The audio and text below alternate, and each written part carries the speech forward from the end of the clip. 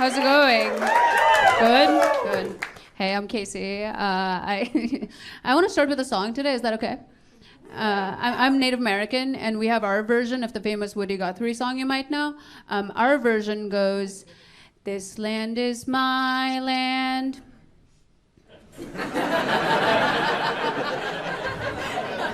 You get it. No, I'm kidding. Relax. I'm just kidding. I'm not Native American. I'm just Asian. You know how we're sneaky like that. I am Asian. I have to come out as Asian all the time, because I look like Dora.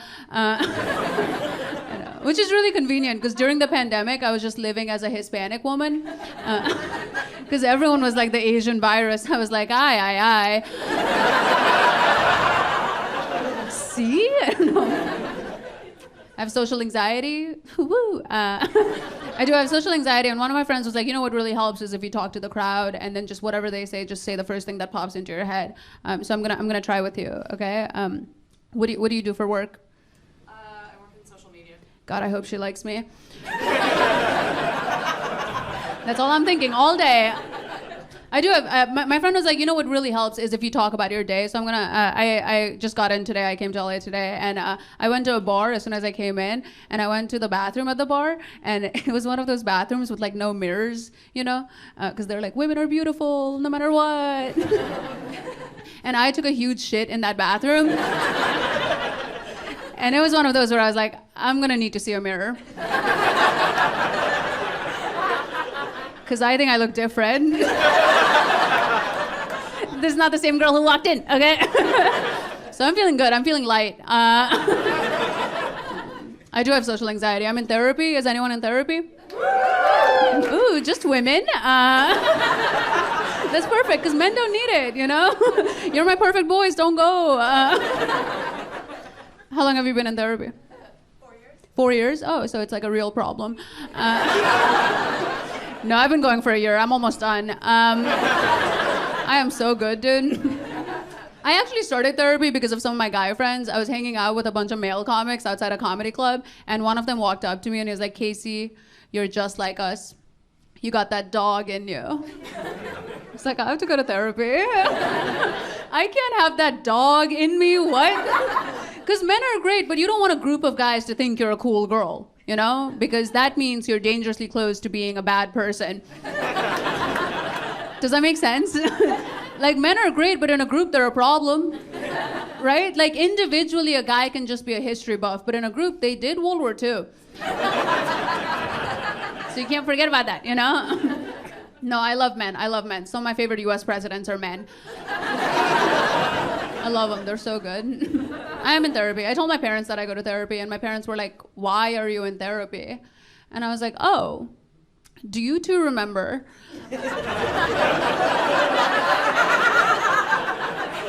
When I was a kid and you guys raised me, you were there. I mean, not emotionally. No, my parents are great. I hang out with my dad a lot, not because we're close. We just have a mutual friend in common, my mom. So we hang, My dad is incredible. He always talks to me like we're two strangers who met at a party and there's a lull in the conversation, He's always like, "So, how old are you?" I'm like, "Don't worry about it. It's my birthday party." I grew up in Nepal. If you guys don't know where Nepal is, you can ask any white dude with dreads. He'll tell you. He knows where it is. I grew up in Nepal. I went to an all-girl Catholic boarding school in Nepal for 7 years. Yeah, which is a school full of Hindu children and super Catholic nuns. And the nuns would always be like, "Jesus wants you to act like this." And we were all like, "Who the fuck is Jesus?" They never told us, dude. I thought he was the principal for like 7 years. I was like, that guy's mad at us. Whenever you tell people that you went to an all-girl Catholic school, they always have these like lesbian questions, They're always like, "Ha ha ha ha ha." Which one of your friends was the best at ha ha ha ha ha? Which is such a dumb question because it's obviously the nuns. They have years of experience, I'm just a kid. My mom grew up in Nepal. She grew up in like poverty in Nepal, and the moment she moved to America, she turned into like this born-again rich lady, you know? Like she told us the other day that she no longer wants to buy shampoo with ingredients she can't pronounce. I was like, okay, first of all, it's not pronounced shampoo. So I guess you'll be using soap, bitch. No, my mom's really sweet. She's passive-aggressive. She's really passive-aggressive. She's really into like yoga and meditation, and she was telling us to meditate with her the other day, and I was like, okay. And she's like, okay, close your eyes. So I close my eyes, and she's like, take a deep breath, and I'm breathing. And then she goes, try not to think about all your past mistakes and what you have yet to accomplish in your future. I was like, I wasn't. Are you mad at me? I don't want to get political, but here's how I think the election should have ended. Okay, hear me out. One of those two guys should have won. I don't care which one. And he's on stage, he's giving his little acceptance speech, and a guy with a knife runs up on stage and cuts him, and then we find out he was cake this whole time.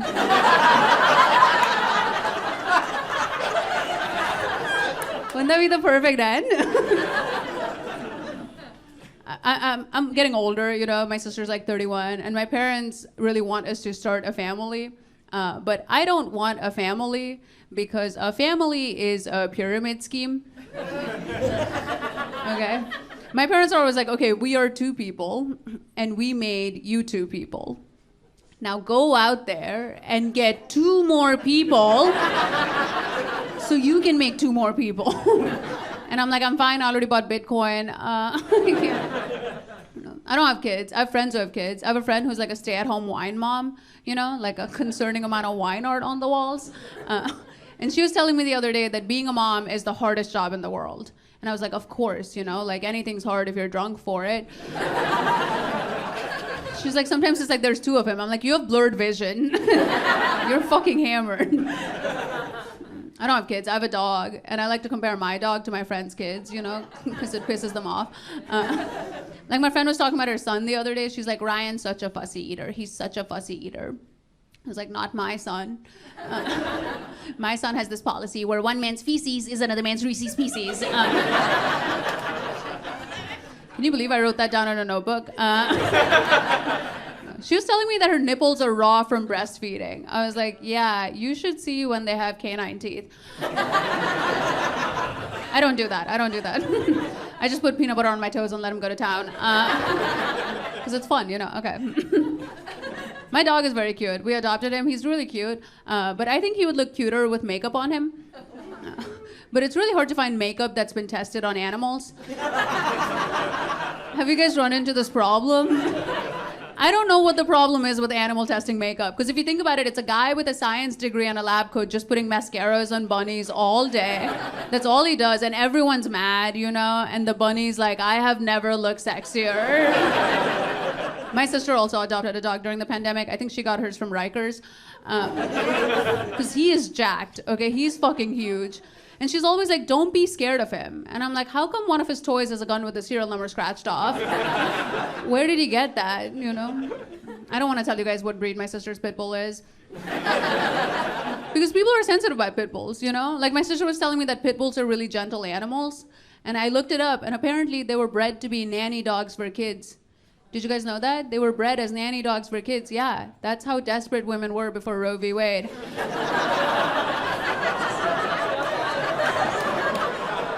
It's not an abortion joke, it's murder. That's how we know it's different, you know?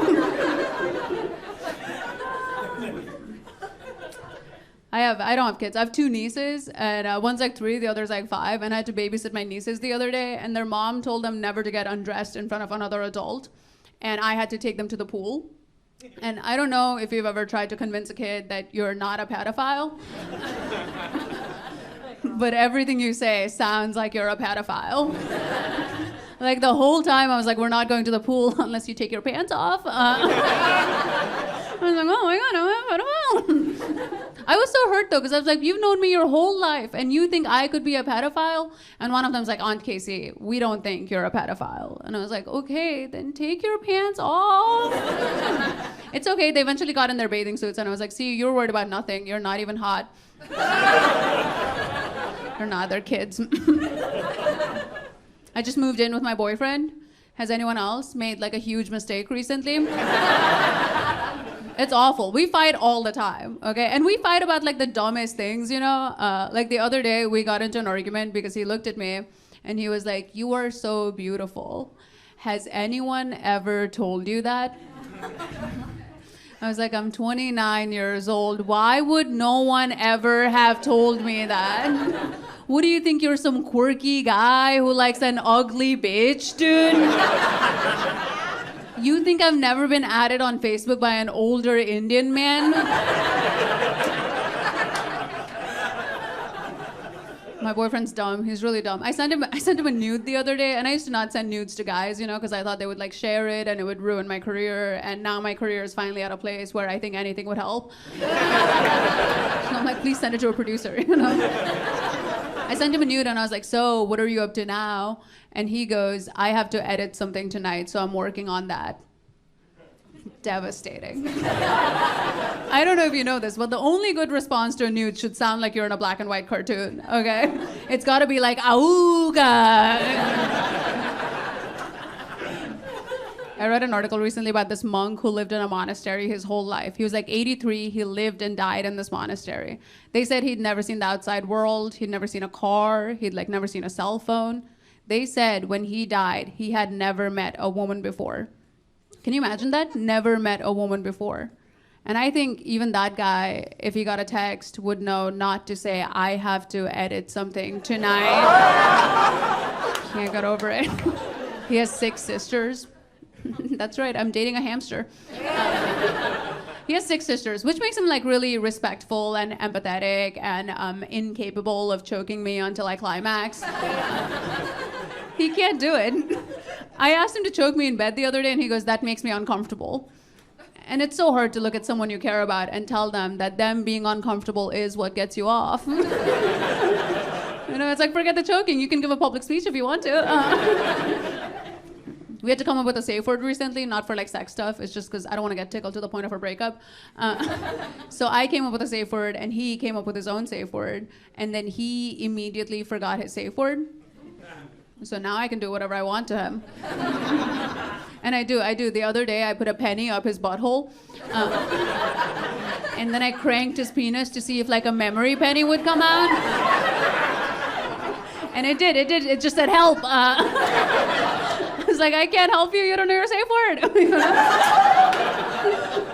He was like, "Do you think I could get a new safe word? But it's kind of like how you need to know your old password to get a new password." So no. He's in therapy. His therapist's name is Cheryl. We hate her. Cheryl's a huge bitch. We were in an argument the other day, and I was like, "You're gaslighting me," because he was doing this thing where he was starting to win. I was like, "You're gaslighting me," because whoever says that first wins, you know? And he goes, "That's not what gaslighting means." I was like, "Who the fuck told you what gaslighting means? Cheryl, that bitch?" Okay. Men shouldn't be using the word gaslighting. Men shouldn't be winning arguments. Because the minute a man wins an argument, that's an abusive relationship. You need to get out of there.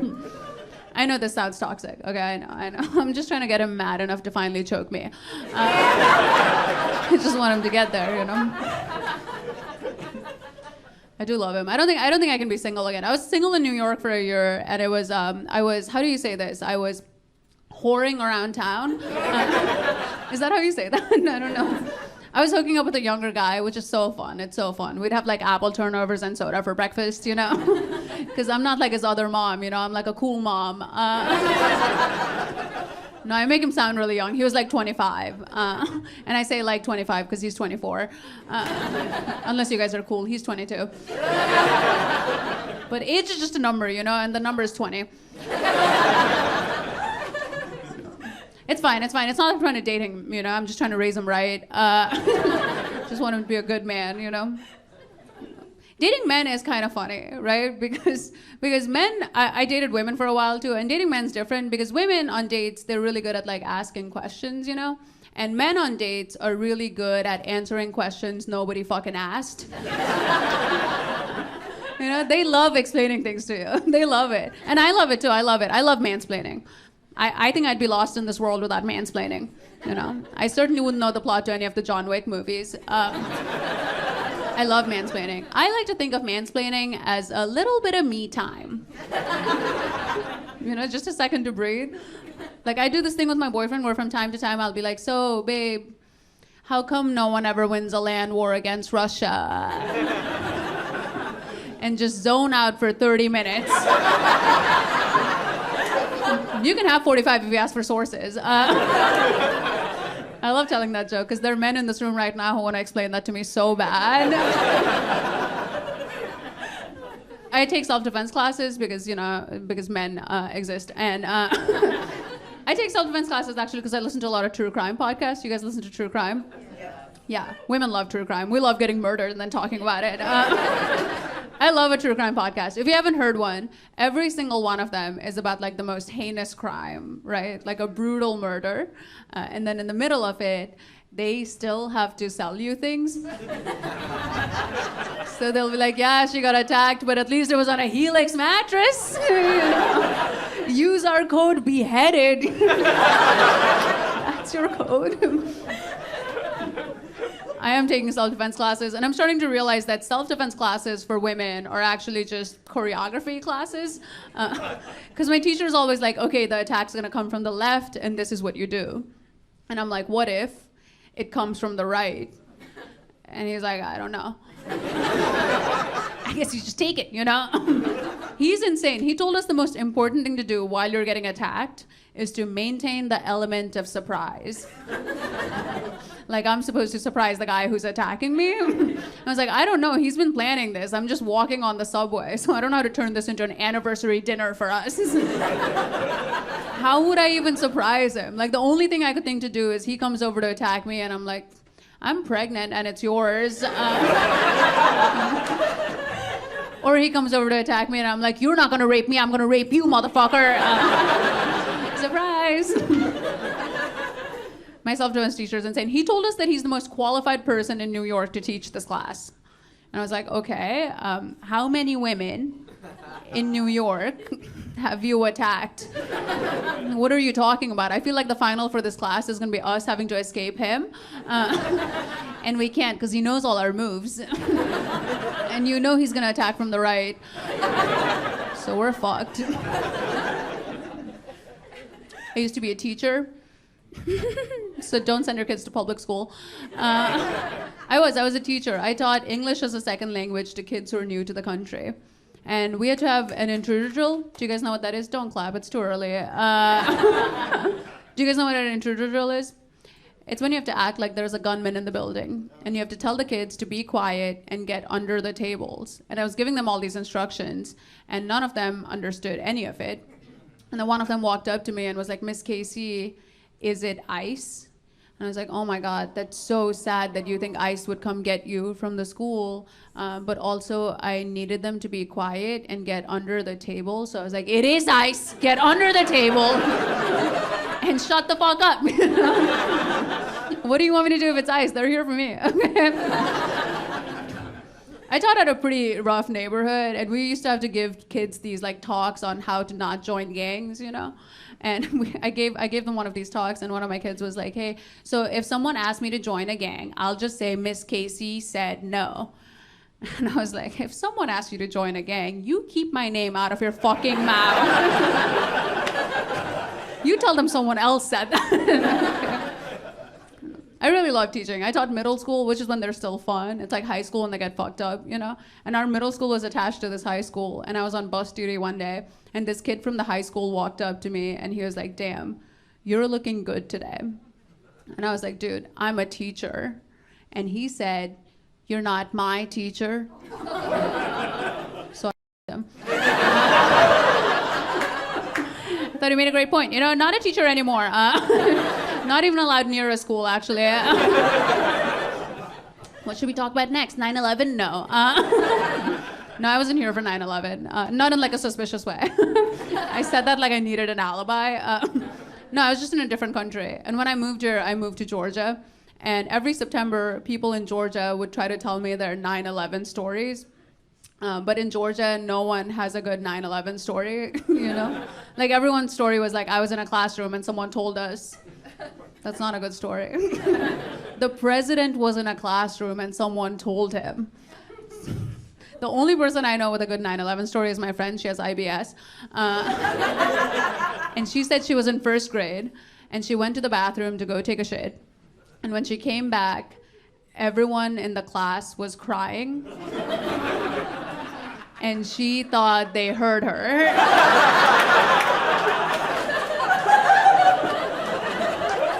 And they did, and then 9/11 happened 10 minutes later. So I was like, that's a good 9/11 story. All right, you guys have been fun. I'm KC. Thank you.